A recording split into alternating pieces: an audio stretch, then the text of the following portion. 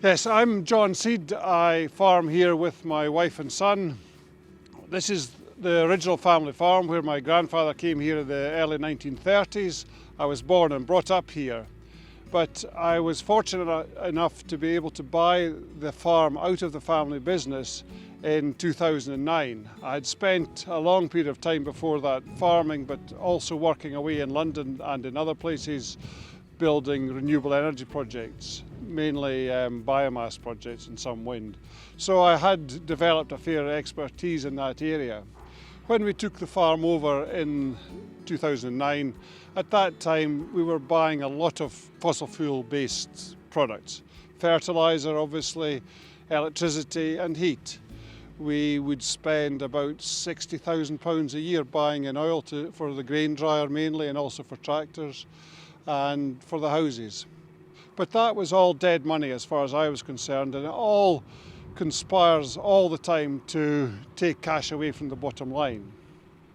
I was also driven by the climate emergency, I guess it is, by the issues of trying to reduce carbon emissions and to restore some of the biodiversity that perhaps has been lost over the prior 40 or 50 years, just as a consequence of the way that things were done.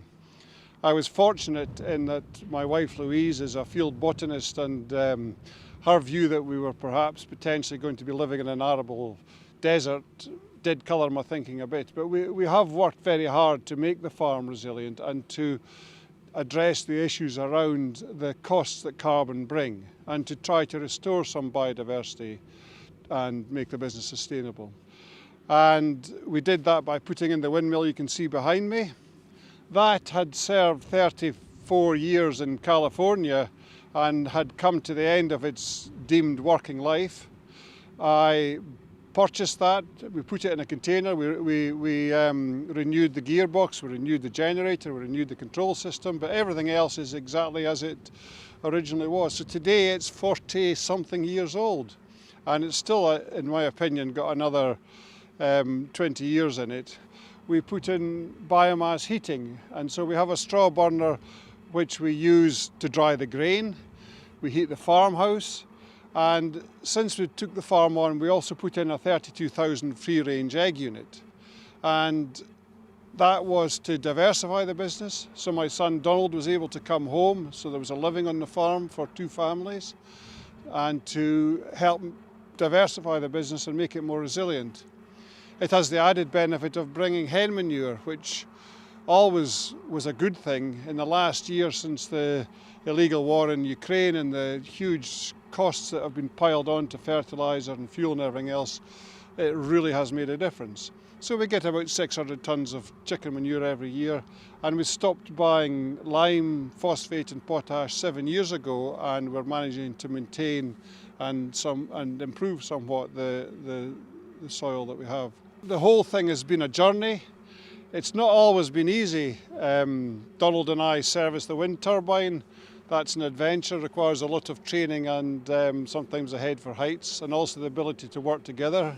And the biomass heating system, we have gradually expanded the district heating, so now we heat all of the cottages and the farm office, and we use it to dry the manure in the chicken shed. So we take the manure down to about 60% moisture. It makes it stack better, it makes it spread more accurately. It also has the added benefit of raising the relative humidity in the shed. So we've worked really hard at changing the nature of this business and changing our dependence on imported materials. So today we are generating over a megawatt of heat, over a million kilowatt hours of heat, and in the last 2 years we've installed additional solar. I guess the story behind that is that we did our first carbon audit 5 years ago. That was on the back of pressure from, we were supplying the co-op with eggs at that time, and they wanted us to look at these things. And so we did that, and we realised that we were leaking carbon, and leaking carbon is leaking money. So we were buying in a lot of feed, and we had very little control because it was part of the contract we were on at that time. We had to purchase our feed. We had no control over what was in it or where it came from, so we couldn't control the quality. We'd had little ability to manage the cost, and we couldn't deal with the carbon emissions as a consequence of that or of the haulage of it. So we addressed that by starting to do home mix feeding and growing more of our own feed ourselves. So today, more than 75% of our feed is grown on the farm. From a carbon point of view, it's been massive as well, because we were using large amounts of bought-in soya, we were hauling a lot of things around, and we've started to reduce that, and we're using more and more homegrown legumes as a source of protein. We've moved away from sunflower, and we're using the light grain that comes off our oats when we dress them, so that replaces the fibre and the energy that came from that. And we've learned a lot. It sounds easy when you say it, but there's been a lot of work in achieving that. We got support from Bank of Scotland to go back and do our carbon audit again, and we did another one. We had made improvements, but we could still see that we were buying in a lot of electricity.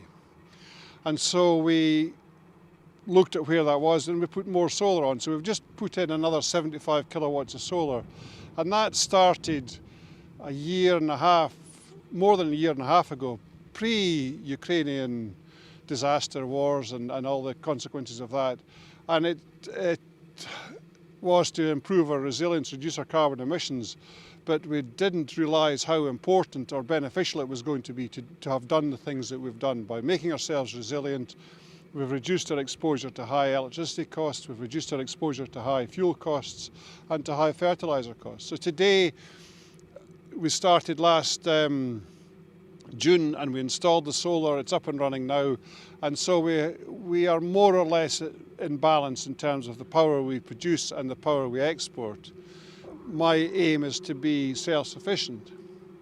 The only fly in that ointment is that I can also see that we could do more with our fertiliser, and we could potentially use power to deal with more of the use on site. So I suspect that we will put on more solar, but we'll use it all in the place. So we're always going to be chasing that, because any home one power is worthwhile. Today the farm has got a 1 megawatt biomass boiler. We use straw or wood. We've been using a lot of Storm Arwen turbine because it blew all our woods down. So we've been using our own wood chip, but generally we use our own straw. We use about 220 tonnes of biomass, either straw or wood, a year. And the ash that comes out of that is then mixed with the chicken litter, goes back onto the ground, so all the phosphate and potash is retained.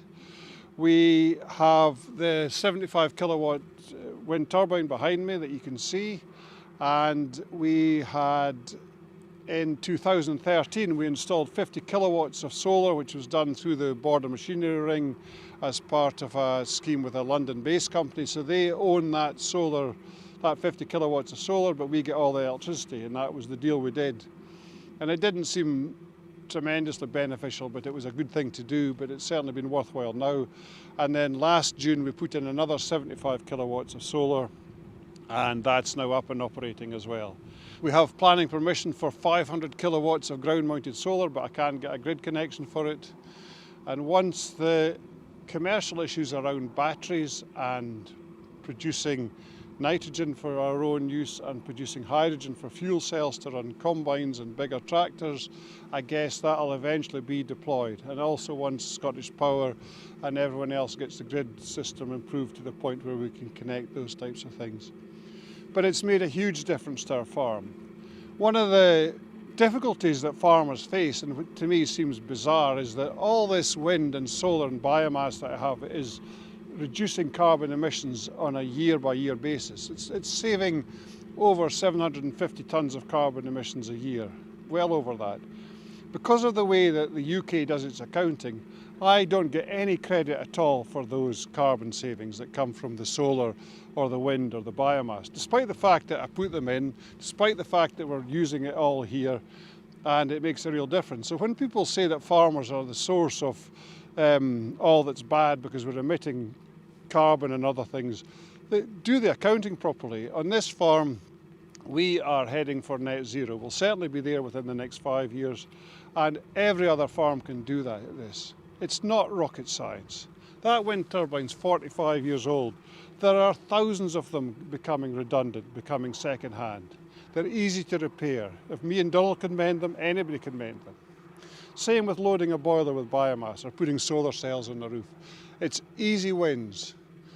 My philosophy, our philosophy, has been small gains make a huge difference. Little things, a little bit of solar, a little bit of energy efficiency, a small headland or a bit of steep ground with some species-rich grass instead of trying to combine it every year because it never produces anything. All those little things make a difference. We don't need to turn whole farms over to trees to address carbon issues. What we need is all the farmers to just do a little bit, and it helps us more than anybody else. It certainly has helped us. We would not be as resilient, I'm not even sure we would have a living for 2 families if we hadn't done the things we'd done. If we didn't have the savings that we get from having our own renewables, the savings that we get from the fertiliser, the combined efficiency of mixing having a hen unit on an arable farm where you're able to produce your heat and power and feed. What's not to love? That's what happened 30 years ago. That's what people should do. And that's the simple answer in all this. It is not rocket science, but it does require a little bit of effort and a little bit of thought. But small changes make huge differences.